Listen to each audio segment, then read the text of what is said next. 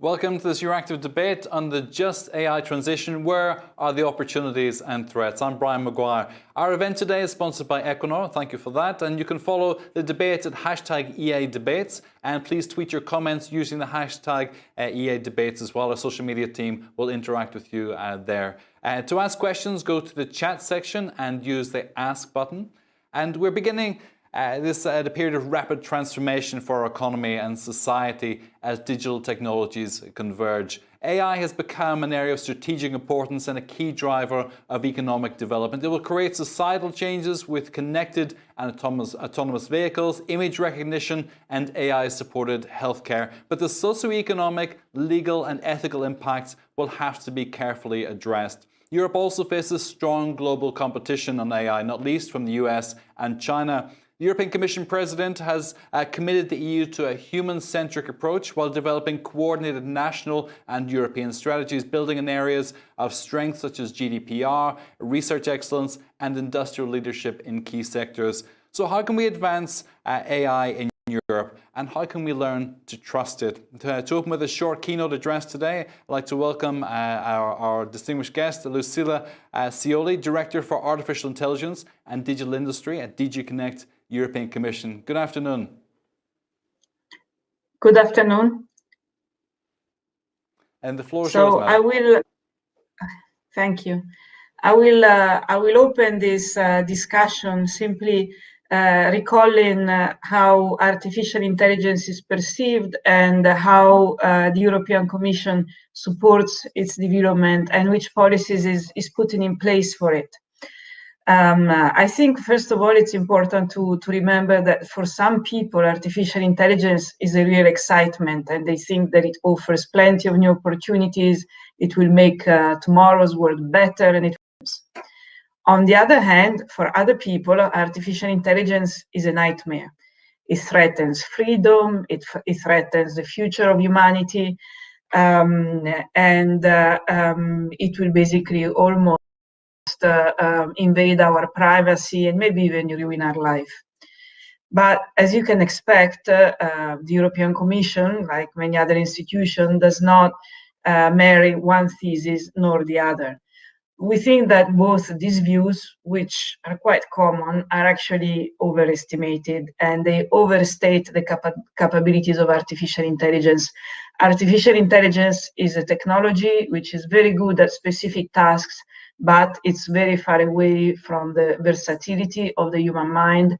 It is not able to learn what it is not taught, and therefore we have to also put the capabilities of these technologies into perspective. Having said that, at much smaller scale, both these views actually do have a point. AI does have a lot of opportunities. We have seen now during the period of COVID that AI has helped in discovering the vaccine and some drugs. It has helped in identifying how the populations were spreading. This was an activity we were following in particular during the first wave. It has helped in reading images of lungs to identify if people were affected by COVID. So it has played a role. And but at the same time, we know that artificial intelligence has some side effects. It is opaque. Sometimes we are not able to explain how it works. And sometimes when we don't know how it works, it may violate some of our rights. And this is why it is important that we pursue a positive but careful approach towards artificial intelligence. We want to reap the benefits of AI, but we also want to make sure that we have safeguards in place so that its downsides are actually remedied. So on the one hand, to support the development of AI, we have put for ourselves a very ambitious objective, which is about Europe being a hub for the development of advanced artificial intelligence that is human-centric. So with that, we mean that we want to be among the leading developers with the leading capabilities of developing artificial intelligence, and that we want those artificial intelligence systems to be trustworthy. To do that, we have worked on two levels. On the one hand, we have worked since 2018 with the member states. We have developed a coordinated plan with the member states in 2018, and we are in the process of finalizing an update of this coordinated plan, which will be published before the end of April. And this coordinated plan builds synergies in actions for the Commission and the member states. And these actions span from developing the infrastructure we need for artificial intelligence. That means we have to be able to develop AI chips. We have to be able to use supercomputers to run artificial intelligence and machine learning on very large databases. We have to be able to have a cloud where we can actually store our artificial intelligence systems and our data spaces. On the other hand, we work specifically on the development of AI. In particular, we fund research excellence networks. We will be funding in Horizon Europe a new public-private partnership on AI, data, and robotics. And in the Digital Europe program, we will be supporting data spaces, but also testing and experimentation facilities. I mean, facilities that are able to offer real-world environments for experiments and tests of artificial intelligence in different areas. And so we think that also with policies targeting talent and skills, we can be pretty well equipped for an artificial intelligence systems in the future. But as I said earlier, on the other hand, we have to work on the trust of the use of artificial intelligence.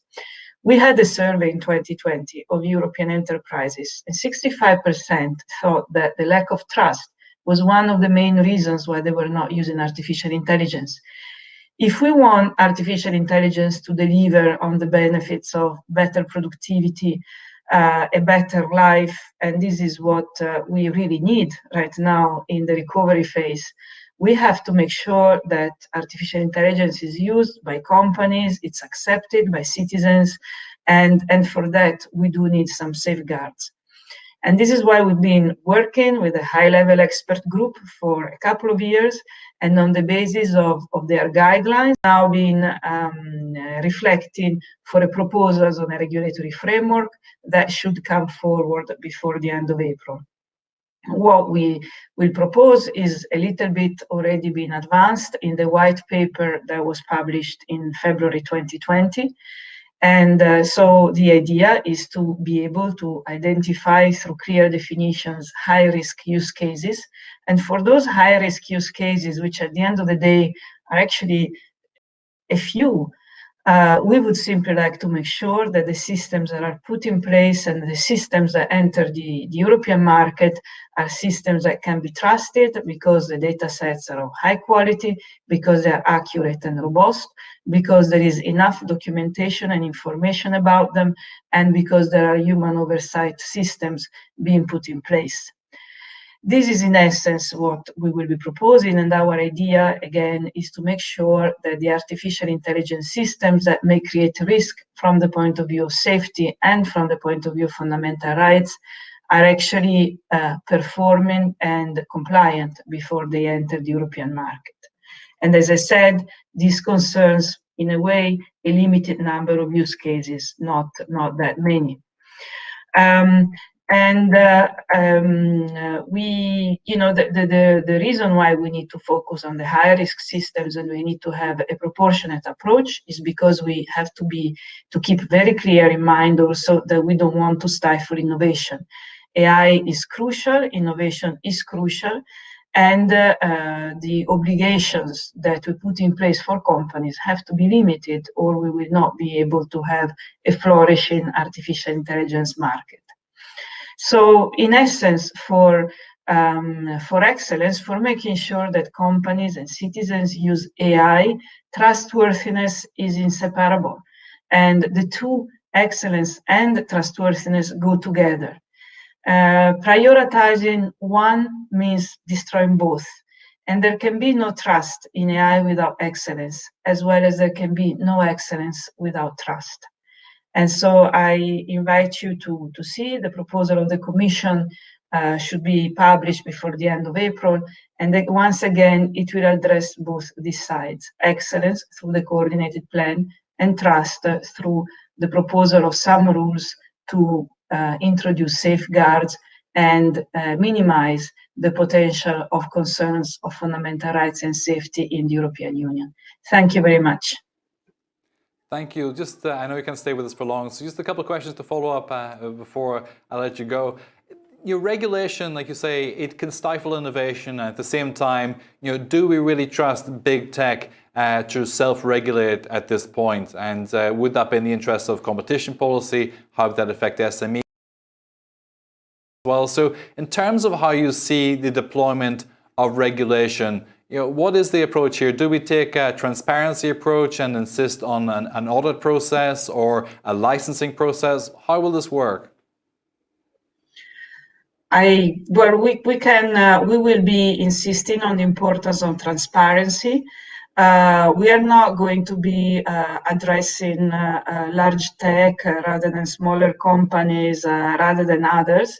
The idea is very much to create a level playing field for the putting on the market of artificial intelligence, and to do that with clear rules where companies can clean a system that actually needs to have more attention in terms of, for example, the representativeness of their data sets or the accuracy and the performance of that system than maybe in other less concerning cases.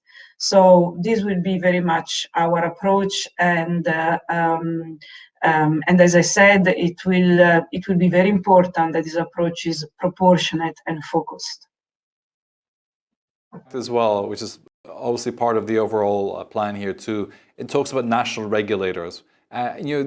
Some countries are going to be better able to afford this than others. Some countries like Ireland as well will have a disproportionate role to play in terms of regulatory affairs when it comes to this. What will Europe do to create a level playing field when it comes to regulation, when it comes to market access as well with AI? It will create a level playing field because it will propose rules that apply to all those who intend to put on the European market artificial intelligence systems. So whether they are Europeans or non-Europeans, they will have to abide by the same rules. And it's a European regulation. So we will do our best to ensure a system that enables consistency in its application, and if some countries are sometimes already now active in developing either codes of conduct or other approaches, well, I think we will all collectively have to make an effort in making everything very consistent and not complicated for companies to participate. Lucille Scioli, thank you so much for your time today. Really appreciate you being here with us. Okay, thank you. Take care. Now, let me introduce the rest of our panel for this afternoon's discussion. With us today, we have Dragos Tudoras, member of the European Parliament. I think there's still some connection issues. We'll come back to him in just a moment. Joanna Bryson, also Professor of Ethics and Technology at the Hertie School of Governance. Hi, Joanna. And Lubra Boafa, she is the founder and CEO of Okra Technologies. Good to see you. And Torben Falego, he's the Senior Vice President and Chief Digital Officer at Equinor as well. And so can our MEP hear us? Can you hear us, sir? No, we can't. Okay, our team will continue to try and get the connection established as well. Now, for each of you, a 60-second opener just for your elevator pitch. So your key points for the day. Joanna, let's start with you. 60 seconds. Well, you can have 120 seconds. Okay, thank you. Yeah, so my first paper in AI ethics was actually called Just an Artifact. And I think this is another one of these cases where a lot of people, as we just heard, are exaggerating the impact of AI. Ultimately, the problem that we're going to have is the problems that we normally have about the tyranny of the majority. How do we have a potential? It's a new technology. It's a communication technology. So we have a potential to be able to massively improve transparency, clarity, access, egalitarianism. There's all kinds of justice we could improve, but if we give this kind of extra control, we can't be sure whether we're giving it to all the people in some fair way, or if it's going to be taken over by an autocrat or a monopoly that backs an autocrat or just takes over. So that's the nature of the digital world. It's the nature of governance. We have a lot of the same kinds of problems. I just want to make something clear that we cannot hold machines to account. So we shouldn't talk about, honestly, we should not talk about trusting machines. We should not talk about responsible technology. It's only people that can be held to account. So we can only make people responsible. With technology, what we want is transparency. We want to know that we can tell who did what, to whom, why. And even there's, again, another myth that's unfortunately in the European white paper, which is generally a great thing, but there's a couple things I don't like in it. And one of them is it says the AI is necessarily opaque. That's not true. We can demand to keep track of how it was developed, who developed it for what reasons, and we should be able to have transparency about what was considered an acceptable system for release. So if we have these kinds of things, then I think we can use AI as a tool by which we can construct a more just society. Thank you, Joanna. Excellent. And Lubna, you can have between 60 and 120 seconds. Off you go. Thank you, Brian. So I think we all can agree that COVID-19 showed that we were relying on dysfunctional, rigid, rule-based systems. And we saw everything from the lack of PPEs to the robustness of government guidelines, which is bringing a high level of uncertainty into our lives.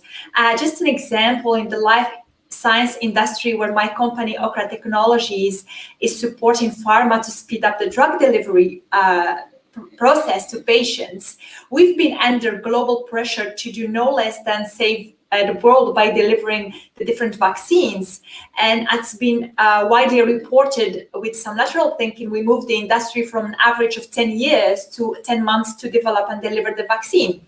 So the question is, can we maintain this speed and, for example, in the drug development and the regulatory process, but not only in life sciences, but in all the other sites and all the regulations. And if we look at the momentum, we don't have the luxury to miss this moment change. Is this important from an AI and machine learning perspective? Well, speed and data are the new currency. Speed and data mean power today. To be more precise, access to data at speed and leveraging this data to make the most optimal decision possible is what is important right now. And we saw in the race, the race of the different countries around AI, we could see the reflection in the mirror in pandemic. Each major economy had a different approach. The US with the scalable way of thinking, and China more the kind of endorsement of political and business leadership in AI. We see that happening, but also in how the way the pandemic was managed. And we saw Europe, we have our strength, but we saw that we are handicapped by preference of the rule-based, analytical, process-driven approach, which clashes with the probabilistic, data-driven approach of AI.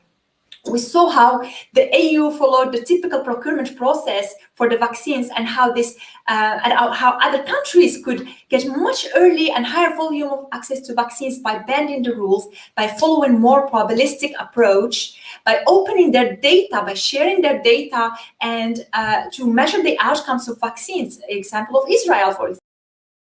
We need to stop viewing sharing data as a bad thing. We need to use data and leverage it to make better decisions as quickly as possible. And AI is worthless and data is worthless if we don't use it. So what would be the optimal recipe for driving AI development and implementation? Well, I think public and private collaboration, agile deployment, we need to move there quicker, and this is the time. In the age that we are producing, 2.5 billion bytes of data per day, we need to stop thinking, about creating the rules and start thinking how we can leverage that. Thank you. Okay, thank you so much.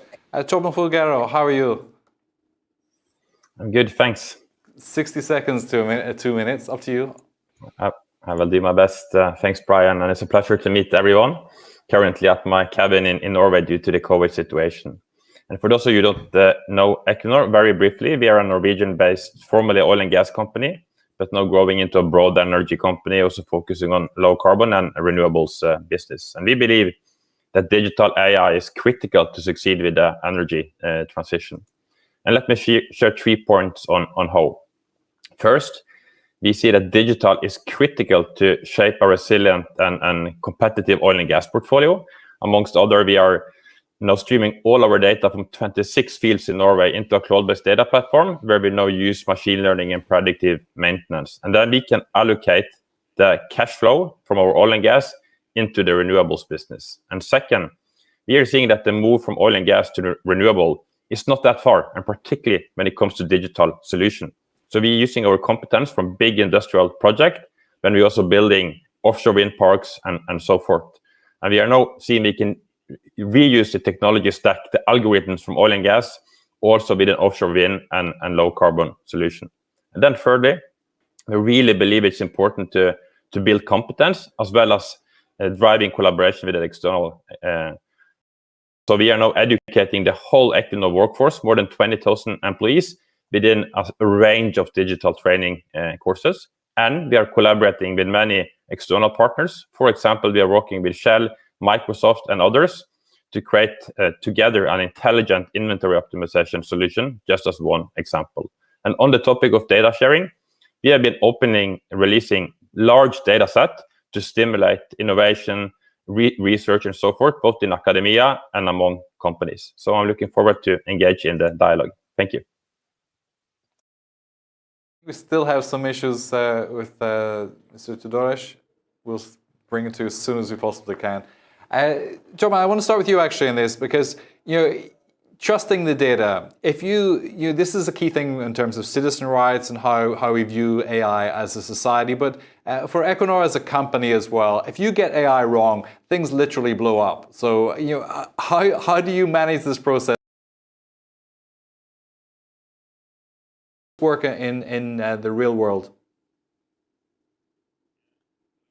Question, and safety is our highest priority in the company. We need to bring all our employees back home safe every day. And of course, working with hydrocarbons, that can go wrong if you don't handle correctly. So when we are building AI, when we are building models, we need to ensure that our engineers are trusting the new warning signals, the new algorithms that are coming.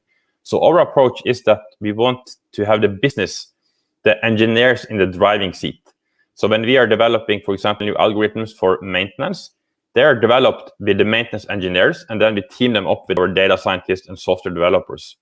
And then we ensure that the quality of the algorithms of the data is at the right level, so all the engineers are trusting them when we put the solution into operation. And then we come to the training. So we are running machine learning training, data quality training, broadly in our company. So it's not only kind of the IT specialist that is training within this area, but everyone in the company to build the trust in the data. Direction for your company as well, you're dealing with people's lives in the medical sector too. So the culture of developing AI as well. And I think it's important because if we get to the stage where we're auditing AI systems, where we're licensing AI systems for particular use as well, the internal dynamics of the company really matter. So from your experience, what does it mean to develop AI that can be trusted? Is this question to me? Yes, for you. Yeah. Great. So to develop trustworthy AI, I was one of the experts of the high-level group, and we worked on key 7 guidelines. As Lucila mentioned, the white paper was published last February. What is for us as a company at Okra, where we build trust, there is always human in the loop. So a user that gets the AI system suggestions and they make the final decision. And that's the accountability is clear. And the other component is always, it is very important, especially in evidence-based industries such as healthcare, very important to provide the reasons behind the predictions. Of course, there is a very big research going on around accepting not only causality but also correlation in the explanation, because not all the variables are available in our data. A lot of real-world data is missing key confounding variables, because the data that we have today is collected for transactional purposes, for workflow purposes, is not collected to train AI systems. So being able to leverage the correlation in the data and to articulate the reasons behind every system predictions allows the person to make decisions and with also valid reasons. And building that with our clients as we work with life sciences across the pipeline in their interaction with different stakeholders, regulators, investigators, and doctors, giving them the reasons is very, very important, because in this way they can articulate better, but also can bring the evidence behind the predictions. So there are also many other aspects, like the bias in the data, and also balancing the data before we train our AI systems is very key. But it's, I think, as Lucilia said, it's not black and white. It's there are different degrees of criticality of AI systems, and we are operating on the level that still human being will be empowered to make the decisions. In areas where it is very more critical, then we need to create more barriers that AI systems won't take decisions that can be harmful. So for us, it's human-driven and human-empowering, and driving the explainability is the key in this sector. Thank you. Joanna, let's continue with that point. You mentioned some of these elements already about the legal personality. Who can you sue when it all goes wrong? At the end of it as well, do we need a new constitution for AI in a sense? Do we need the Human Rights Convention adapted to take account of this as well? And do you really trust that? Do you really trust in the end that the competition law is sufficiently robust to push back against large-scale players who will probably take every opportunity to avoid liability? Oh, that is a great wind up with your question. Okay, so I'll take a couple minutes on this if you don't mind, because you had about 3 parts there. Competition law is huge, and the law is there, and I would say that there's actually, by and large, adequate law because artificial intelligence is a manufactured output, and we already know that corporations are liable for producing good artifacts if they're selling them.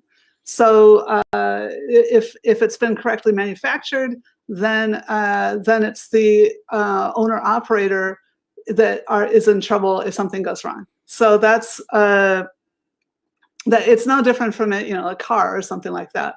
Now people are saying, oh no, but it's opaque and it's much more complicated and we need extra liability. But I was really glad to hear that my 2 co-panelists taking responsibility. And you see that in well-regulated sectors. Where you see people trying to duck these kinds of things are in the under-regulated, which are in some cases the really new sectors like social media, like search.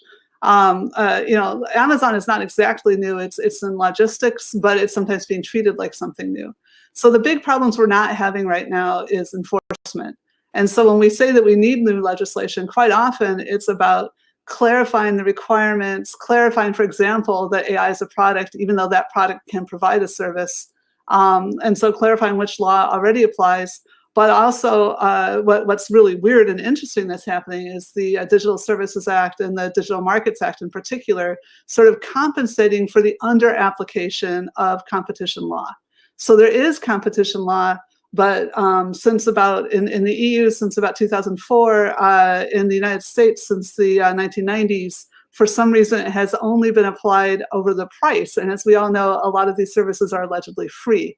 And so that's sort of been a problem. But the original impacts of competition law were to make sure that that all corporations, any corporation, should be governable. And where large corporations were allowed to dominate governments, then we saw things like Nazi Germany, Japan also had that problem, and also the abuses of the United States in the late 19th century. So so it is a big problem, and it's an ongoing problem. That's the nature of governance. That's why I've gone from programming computers to spending a lot of time coming back and understanding how to help people know that they could govern the corporations using AI. Thank you, Joanne. Torben, we're talking about two different universes here, in a sense, and they're linked. But we have social media, disinformation, the manipulation, the nudge effect for democracies, and we have practical everyday applications, how to keep the heating on, how to make us better as well. Do you think that AI gets a bad PR as a consequence of social media? Torben? Yeah, so one reflection representing them more for industrial companies, right? So we are a user of AI into our operation, and the main data sets we are using is sensor data from our operation, reservoir data from the subsurface, and so forth. And those data, it's a bit harder to manipulate because they come from equipment, they come from machinery and so forth. But of course, we are also using data. We have a trading business where we use weather data. We use sentiment analysis from Twitter and other areas that, of course, will impact our decision as well. Explain to those people who may not be so familiar with the energy sector why you would use social media data in terms of your business. Yeah. So in Equinor, we also have a trading unit. So we are kind of trading oil, gas, electricity, renewables power. And then we need to understand weather, we need to understand the oil price, and the movement of energy prices are very dependent on geopolitics and society, what's happening with COVID. So we need to be at the forefront of capturing those information, and that will be news agency, Twitter, and so forth. So we are collecting those type of data as well into our data lake, our data structure, to enabling our traders to make better decisions. So that's one example. There we also use more public and open data, and not only the more industrial data when we are building AI and digital solution. So it's highly relevant for us as well. And secondly, as I mentioned, we have openly shared big data sets from our Northern Lights project, which is a carbon capture storage. And then we share those data. That's also a question about liability from our side. And of course, we need to ensure the quality in that data, but also safeguard ourselves that those commercial actors that want to use those data, that we have a kind of a clean legal arrangement around it. So in that sense, we are also a provider. We are not selling the data, but we are providing it for free. But we have a responsibility of the quality in the data. So I think also from a company perspective, there are quite relevant topics in terms of the ethical parts of AI and data. Thank you. Lubna, you're dealing with AI and you're dealing with medical side here. On the medical side, pretty much everything's licensed. If you're dealing with pharmaceuticals, the whole process is tightly controlled, and the ingredients are controlled. And AI, to my mind, has some similarity in this as well. AI is not one thing. It's a lot of compounds put together. You get a sinus medication is basically pseudoephedrine, caffeine, and paracetamol as well. It's not one thing, and each of those has an impact. And AI has something like this going on as well. It's different parts of data coming in, different mathematical models applied to it as well, and depending on how you use it and depending who uses it, it has a different impact as well. Do you see the licensing of AI moving towards the medical framework? Is this the model that we need to move? And what the AI guidelines that the Commission issued so far for discussion, they seem to pitch towards this direction too, don't you think? I believe in more a pragmatic approach towards that, and I think linking to the previous discussion as well, I don't think it's the problem of AI. AI is just a tool that we use it for prediction, for making decisions, and I think what can be a problem is the business model. So, to your previous question, for example, social media, the business model is to get more clicks. And so we are moving from in all industries from a volume-driven to value-driven, outcome-driven business models. And if your business model is to kind of get people to click more on ad, it's different than when the business model is in healthcare, moving towards moving people from paying for the pill or governments paying for the pill to paying for the outcome, that the patient gets better. And that is what AI can be used to move from that volume driven business model to outcome driven business model. And as you said, yes, healthcare and life sciences has been one of the oldest evidence-based industries. So we, before AI, classical statistics is used to validate treatments in the classical way, in like using clinical trials, which is very the basics of machine learning and AI.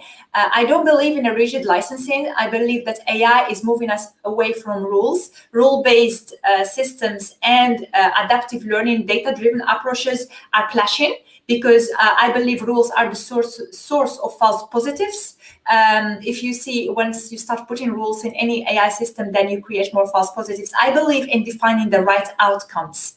And of course, when dealing with real world data, the data could be messy, things could be missing. But if we agree on the outcomes, for example, in my space is whether, for example, patients are responding to some treatment or not, whether our doctors prescribing the right drugs to their patients or not. Once we define the right outcomes, then we can agree as stakeholders in the industry, and we can trust AI systems by building the testing tools. Joanna, I want to bring some questions in just a moment, so say to our audience if you can post some questions on the chat section. I'll take your questions in just a second. Also, remember to use hashtag EA debates on social media side as well. Joanna, just to continue with the medical metaphor in this, in terms of how we go forward with ethics, transparency and evaluation as well. You know, it's clear that if you're dealing with the energy sector, you're dealing with the medical sector as well. This is equivalent to going to your pharmacy and getting an over-the-counter drug. It's not going to, you know, these are internal use. It's not going to do anybody much harm if you access the AI or misuse the AI in Torben's company. That doesn't have a wide impact. But at the same time, you have controlled drugs, you have Facebook, and you have those elements that can really cause hallucinations in our democracy as well. So do we need to separate out our thinking in terms of AI, and do we need to license and regulate some elements much more tightly than others, and at the same time give more of a free hand for innovation on those elements which are good for society and not really a risk to society? Right. There is no such thing as, you know, something that's a toy that has no risk anymore, because we are an interconnected society. So, I mean, look, if you look at what happened with SolarWinds, which exposed the private secret communication of many governments, not only the U.S., which is the one that broke through first on, but, you know, all of the Anglophone countries, and also some non-Anglophone ones. That was like, it was three steps further back in the supply chain of software where the actual exploit had been deployed, and then it got incorporated in. So absolutely, as I'm sorry, I'm terrible with names. One just said, even if you're uploading free data, then you have liability issues. If somebody else hacked in and led others to be misled, you have to provide cybersecurity on that data. And I really, really want to contest this idea that that we are getting to a post-rule society. That is just such a terrible thing to say. You know, we absolutely need to have regulatory processes. We have more tools now, so maybe we can move a little more agilely. But part fast right now is because we're in a crisis. You take more risks when you know what the costs of delaying are. But if we want to have a safe society, if we want to be stable, then we actually do sometimes have to do due diligence and still go out and still be checked by our governments, still be able to prove that we've done the right kinds of things, still have inspections. So no, if we start breaking down these rules, breaking down these barriers, and trying to make systems that people can't understand and cannot promise were put together correctly, if we just make everything. This is the point as well, is that it's very difficult, even for people familiar with AI, to understand what's going on inside the envelope. You know, when you open that envelope, or the black box as some will call it, you know, do you have the technical expertise to decipher what's going on? And then we layer in quantum later on as well, and the advances in quantum. You know, do we have sufficient? Let me just finish. Do we have sufficient resources to be able to interrogate these devices in a way which we're comfortable with? So it's entirely about which devices you choose to use, and that should depend. So you should be thinking about your individual risk frame. So I think that we should hold all corporations to account for the damage that that their products create, and then we should trust the corporations to decide how much transparency and accountability that they want to have internally. Because if they can't prove they've done the right thing, they will be. So we need to see. We do not have enough resources in government right now to prosecute and to regulate. We do need to actually see some of these new sectors paying their fair share of taxes, which is a major point of innovation that we need in governance. But yeah, no, it's not that you need to understand every little piece of why an AI system works. You need to know, did people follow correct and known procedures when, for example, they trained it? Did they actually test it before they released it? That are human processes. Humans decide whether or not to release a product. Humans decide whether, they architect the system, they decide which libraries to include, data libraries to include, when it's ready for release. And those are the things that we can all understand, and anyone can go through and say, why did you do that? And show me how you made that decision.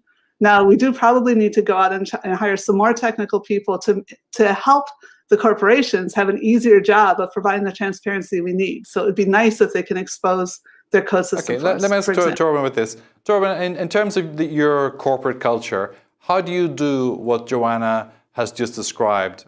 Is it a seamless process, which is basically an adaptation of other technical processes you have? Or do we need to invent a new control mechanism? What's your corporate culture for this? No, I agree with what Joanna is saying. So you need to have good process for all technology qualification in big industrial companies. When we are putting a new technology, if it's on an offshore wind park or an oil and gas installation, we need to ensure that technology is qualified. And that means we need internal competence to do that qualification. The change is that we are moving from mainly hardware technology to software being integrated in everything, and software including AI algorithms. So that means that we are both developing AI internally in the company, and of course we're using a lot of solution from the market. And we are buying a bigger equipment component coming with software, coming with AI as integrated part of it. So there are several barriers within the company to deal with that. One is that we need internal competence. So we have recruited heavily in Equinor people within software, people within data science, coming from other industry that is now internally in Equinor. Also to ensure that what we bring in from the market is of a right quality. And then we need a technical quality process. And we have 50 years of history, and we have a quite thorough process of doing that technical qualification.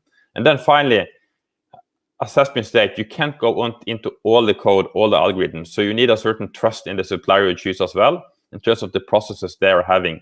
And that you also, we are working with companies over time to build that trust. So that's also a barrier in the equation. But definitely we need to recruit new competence when software and data is being integrated in everything we are doing. And a final comment on that, in Equinor, now we are doing a quite big reorganization. And one of the things we are doing is to ensure that IT, software, data is really integrated into all of our technology development. So IT, data is not something on the side, it's an integrated technology discipline. And that's a move we are now doing due to development we are seeing around us. Thank you. Lubna, I know you're not a big fan of rules, but you are a big fan of quality and building that quality within your company. You wouldn't trust your lawyer or your accountant or your doctor to practice without the right certification, without the right kind of training.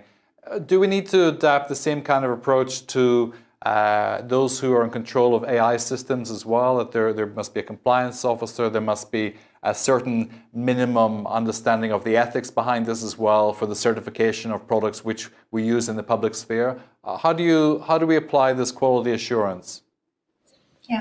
I think quality insurance, it's very important in the world of AI, working in multidisciplinary teams with ethical backgrounds and also with red teams testing the system.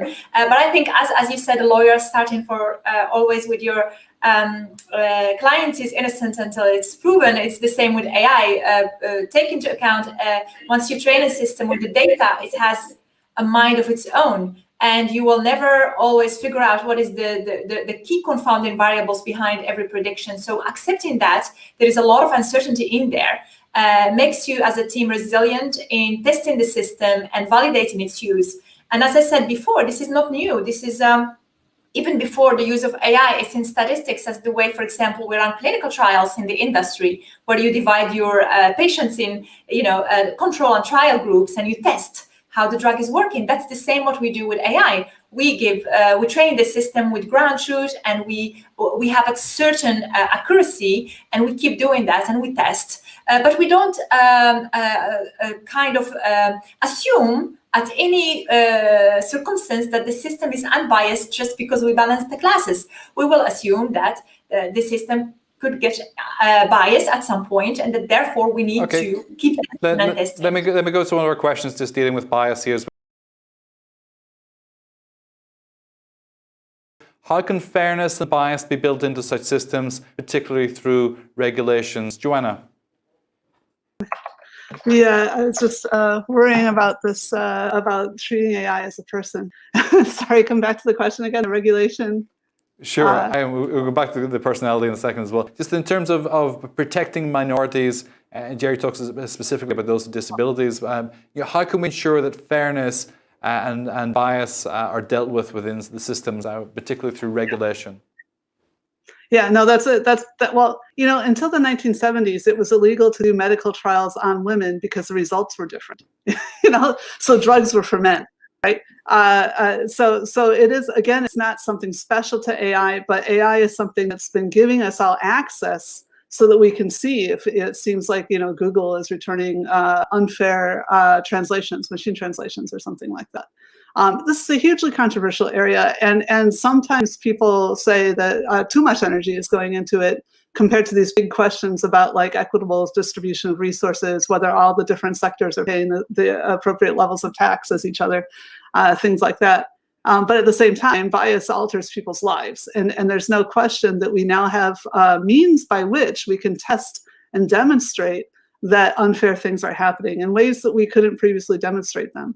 So to me, artificial intelligence is actually primarily a means by which, of course I'm an academic, but primarily a means by which we can demonstrate the scale of injustice and then try to come up with solutions and go forwards. Unfortunately, if you do some of these ideas where you have open-ended, we'll let the machine do its own thing, it allows you to lock in the prejudices of the past, or even introduce new prejudices by the people who wrote the software. So that's why part of the reason it's not acceptable to not have rules for software.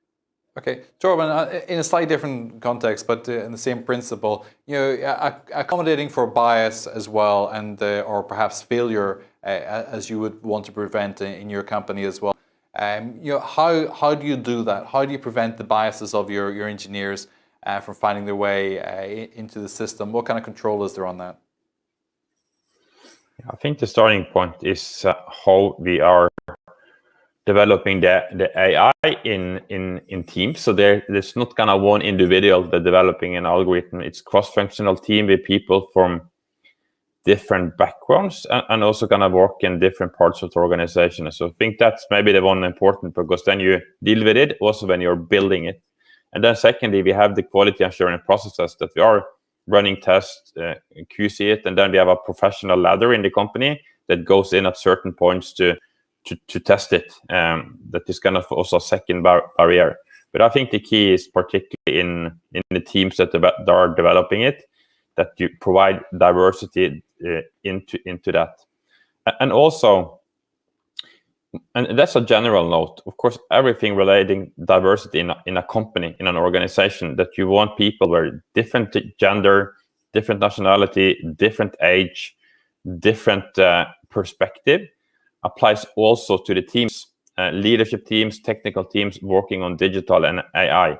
So if you blend in the diverse perspective, getting the views on the table, so to speak, you also get a better solution. And that also applies when we are developing AI. Okay, thank you. Lubna, diversity is quantifiable in terms of its return on investment, particularly when it comes to innovation as well. You bring the range of life experience, you bring the range of knowledge, you bring the range of languages, and you end up with a much more profound product often.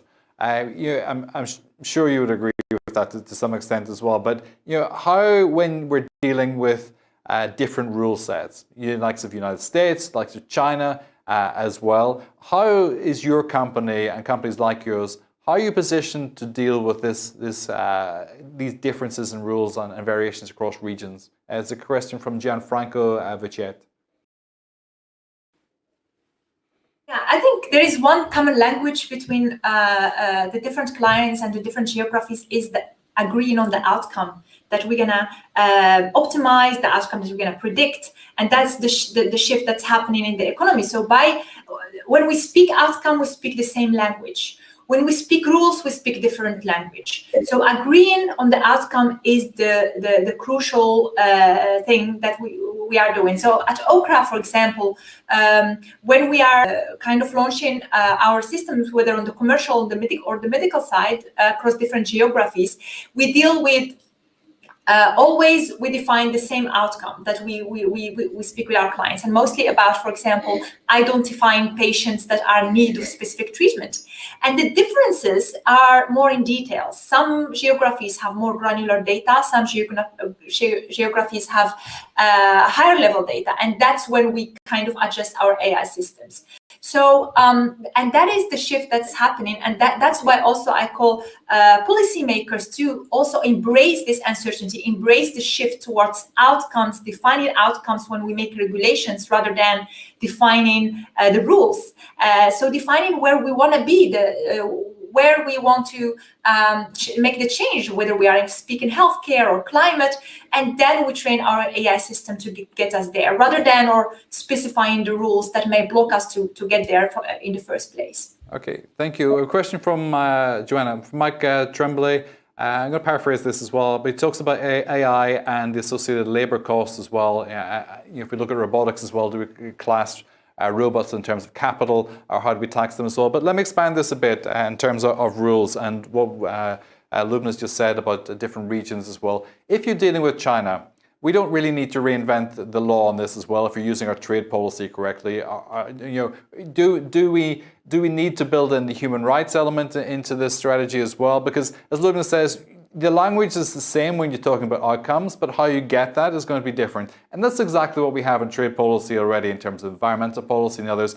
Do we just import the same principles?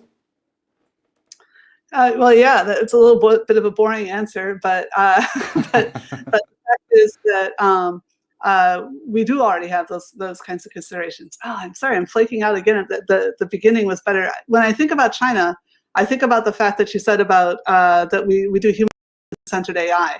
And actually, the OECD and the G20, both, which the G20 includes China, have signed up to these 5 principles, of which the first principle is that the AI should be human-centered and done for a sustainable, to keep life on the planet, funnily enough. So basically, when we think about robots taking labor, oh yeah, I knew there was something cool. First of all, robots taking jobs. Companies choose whether or not to automate their business processes, right? As a robot, and also they can't take all the jobs because there's an infinite number of jobs we could potentially be doing, including all this regulation and things like that we were just talking about. So the real question is how are wages distributed amongst the people who are providing value? How do we glue society together? But also, how do we tax robots? Well, no, you can't tax robots. It's just like I said before. You cannot hold a machine liable because we develop these. They're artifacts. We can design them to not care about any law. In fact, one of the reasons that became heavily, I think, used in the European Commission. Sorry, I know there's a delay on the line. If we have 20 employees I have to pay a certain amount of tax for each of them, Social Security, whatever as well. If I have 20 robots, why should I not be taxed accordingly? Right, because robots aren't countable. So people are people. But with a robot, you can build one giant robot. Are people accountable? Well, there's gazillions of little robots or one giant robot, right? So anyway, you say you're going to tax robots, I as a programmer will go out and build something not to do that. So taxes have to be based on what the benefits are coming to the corporations. Exactly, we should think about AI as capital and just say, look, like if you're making wealth, then you have to pay tax based on that wealth that you're making. So I am one of the people that thinks maybe we should be leaning more towards a wealth tax, because a lot of the income is speculation on data. People are doing arbitrage on data. And so they're getting power, and then they're capturing the regulatory process, which goes back to the question you asked before. We have perfectly good laws for breaking up monopolies, and we aren't being able to deploy them right now. So this is the kinds of things that I'm spending my time worrying about right now. Okay, I can give you other things to worry about if you want some more as well. Torben, in terms of how people see the employment and workforce as well, the argument's often made, Andrew Yang I mentioned before when we talked about the subject, he has catastrophic predictions of what happens to our society as AI eats our lunch, and jobs are lost and jobs are not renewed at the same pace as well. But most of the companies I speak with, they say actually AI is doing stuff that we found it hard to do before. It's adding value, and we're employing more people, not less. How do you see this in terms of the labor market for AI? Yeah, so we are seeing that AI is automating tasks within a company, but we're not seeing that AI is automating full roles. So our role have typically maybe say 30 tasks, and then AI can go in and automate maybe 5 or 10 of those tasks. And that's often the repetitive, the boring tasks in a role. And that means that the employee suddenly gets freed up maybe 20, 30% on more value-creating tasks, and thereby kind of have a better workday. So we believe that, yes, we will be automated parts of our tasks, but not often the full roles. And then the main purpose from our perspective is to amplify our employees. We have a very educated organization, many with PhD, master degrees, and by using AI, by using data, they will be able to make even better decisions, and thereby kind of increase the production, increase the revenue, take a little bit better trading decision, and so forth. So for us, it's really about amplifying our current employees more than replacing. And it's the current employees of our company that knows our business, knows the way of working, and we are so dependent on taking them on the digital journey. And then we are adding out both external partners as well as some specialist competence more from within AI software area to complement the kind of deep discipline understanding. But we don't see that digital and AI is going to be a key driver for our reduced workforce. It's more to make better decisions. But again, there will be certain tasks, but that's not the main driver for kind of digital and AI within our company. Okay. And maybe a final reflection. Sure, go ahead. What we believe, and we are engaging quite heavily with university, is that we need this double specialist coming from the university. Those that knowing a discipline, it can be within energy, it can be within cybernetics, whatever, but they also is good at AI, software, and so forth. So it's the combined industrial and digital skills. Those will be very valuable for us as an industry in the years to come. Okay, I want to come to Lubna in just a second, but just to finish on this point as well, industrial skills, when Macron's government, President Macron, produced a report last year about this time on the industrial skills necessary for AI and quantum development in France and in Europe, there was nowhere near close to filling that skills gap. Does this concern you, Torben? Yes, so from our side, that is a challenge today. So when we are recruiting digital skills, we are competing with Google, we are competing with Microsoft. When we are recruiting within a more traditional discipline, it's less companies to compete with. So that means we need to change the internal culture. We are setting up innovative labs. We are becoming a much more agile organization. And we need to be attractive also for professionals that can go and work for Google the next day. So we need to change the company culture to be a much more modern company. So this is definitely a concern.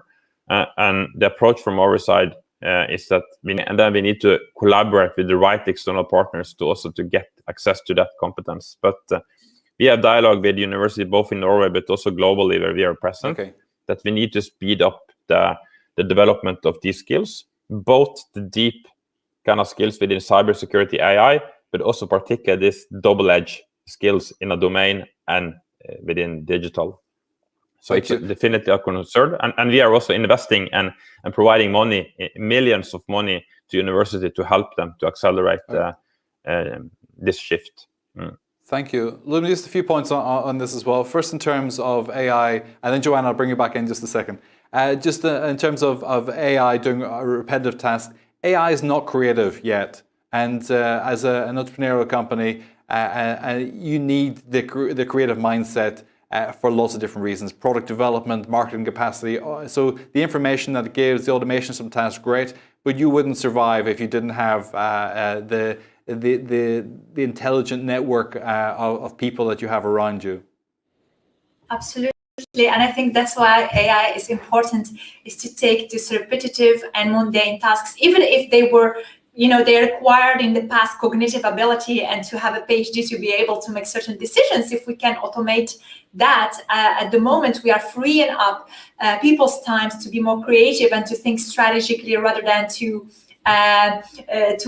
do things that a machine can do at the moment. And we saw this transition. This is not new. It's happened many times in the history, but we saw it for the first time in cognitive abilities, where AI can learn at fast speed. And as I have with, as I tell my clients, we don't need AI to pass the Turing test to be helpful in healthcare or life sciences. We, as it was mentioned many times, the equivalent of the Turing test in aerospace would be to create an airplane flying like a bird, which didn't happen. So we are using AI to take off those tasks. In healthcare, you could see specialists' times is going in a lot of cases that are routine cases, deploying AI to triage patients, and with our customers, for example, building the brain of the organizations when people leave, when new people join the organization, that we have that knowledge centrally, and we use the human power in the creativity and the emotional ability to deal with the patients, with doctors. And that is where the shift, emotional intelligence, is becoming very important in the age of AI. I think it's interesting you point to triaging patients as well. There's no healthcare system in the world that has the capacity to deal with income of patients, even in normal times, never mind COVID times. Joanna, let me bring you back in. You wanted to make a follow-up point there. Oh, no, I was just thanking him for giving billions of euro to universities. But I will say this: we have seen, this isn't my research, but it's research I've seen in the ethics domain, that at least in Germany, something like 70%, that the same corporations that invest in AI and improve themselves through AI tend to also be these corporations that value their employees, and they know who the good employees are, and they try to promote them and give them these better jobs and more interesting jobs. So exactly what you heard Torbjørn say. However, that tends to happen to only about 70% of the employees. And there's about 30% that they say, hey, your job disappeared and we don't actually want to promote you. But the thing is that if we are making everybody more productive, so there was 5 years ago, one of the absolute geniuses of AI, Jeff Hinton, who I love, he's a great guy, but he said that we don't need radiologists anymore. We never need to train another one because deep learning can do it better. But in fact, deep learning made radiologists more worthwhile. I was just at some Norwegian meeting actually from radiologists, and there's more than ever because every hospital now sees the value of a radiologist because the AI enhances what they can do. But there is a problem that when we have all this technology that can help us be smarter, then we make people more exchangeable. And that's why I was talking about wages earlier. So while some people are seeing these ridiculous wages and this competing with Google and things, again, that's partly about Google not having to pay enough tax, having too much money so that they can compete and run the other industries into the ground. But on the other end of the spectrum, there's all these people who have been made more or less similar to each other, and these guys are not getting enough And so while people, if we're going to have more and more people that can't deal with these kinds of situations that are going to go into the service industry, things like that, then we need to make the service industry a better thing to do. So we need to be making more investments in social Okay, so if support. AI has become more human-centric and more of a public service rather than profit-driven, we need to flatten the wage curve a little bit. A question for you, Joanna. We the two ends. Yeah. there's two different problems at the two, actually. Okay, so thank you. A question for you, actually, from Charlene. She asks, would governments deploying AI for public services be subjected to more scrutiny, ensuring transparency and fairness? And in cases of accountability, would the government be held to account or individuals who deployed the service? Joanna. Absolutely excellent question. And it should be that the government is held to account. We're seeing variation across Europe on this, but this is exactly why we have things like the Digital Services Act, why we have things like the OECD principles. So it's easy to do what you've heard recommended by one of the panelists here, to put a machine in place and just say, sorry, that's the answer, you don't get a recourse. But the European law is protecting all of us who live in Europe. I'm no longer a citizen of Europe, I have a British passport. But I'm still, because as a resident of Europe, I'm still protected by these laws. So it is the responsibility of governments to be able to explain these things. Whether they will be able to, again, has to do with the efficacy of our abilities to enforce these things and the vigilance of our citizens. It just doesn't magically happen because it's the law. So you need to demand your rights, of course. Well, two things. First of all, it has to be the law, first of all, to be enforceable, and the tendency and the influence of some large-scale companies to influence the lobby process to avoid it becoming law and to assist in self-regulation is not to be underestimated. So do we, go back to what I said at the beginning, do we need a constitution to deal with AI where the values are set in place before we even get to the guidelines side? So I'm going to leave that with you, but we need to wrap up in a moment. So I want to ask you just for your closing remarks as well. And Lubna, let's start with you. You're from what we've discussed today, and I could spend another 2-3 hours on this today. There's a huge subject to be discussed. But for you, what matters most in terms of our next steps for AI in Europe?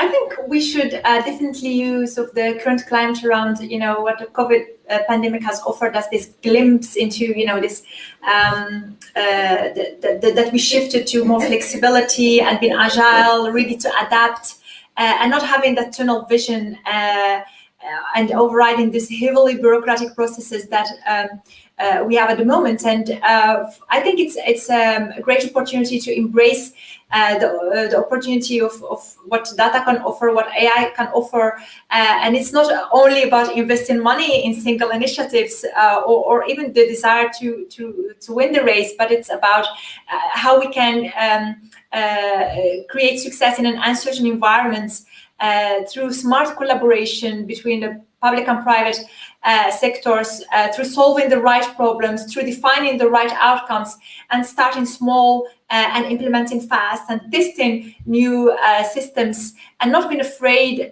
to do that, and being afraid to kind of also make those mistakes in a sandbox environment, in a controlled setting where we can learn what can go wrong. Technology, in particular AI, can be a significant part of that solution, as long as there is data, and that is what I think the big step that we need to create and open the data for collaboration. Thank you, Torben. Yeah, first of all, thanks a lot for the opportunity to take part in the dialogue, a very engaging discussion on a hugely important topic. I think my final reflection is this human approach, right? We need a human approach to AI from a quality perspective, from a trust perspective, from an ethical perspective, and then you need to build the competence. And I believe it's this intersection between industries where Europe is already good and industries like energy that is important, that you also should kind of see how to combine digital AI with those industries and create workforce people that are able to understand, both worlds. So that's a key focus area for us, to build those that are able to drive the development of digital AI that is relevant for our industry, to create better solutions and for the broader society. Thank you, Torben. Joanna, last word. Okay.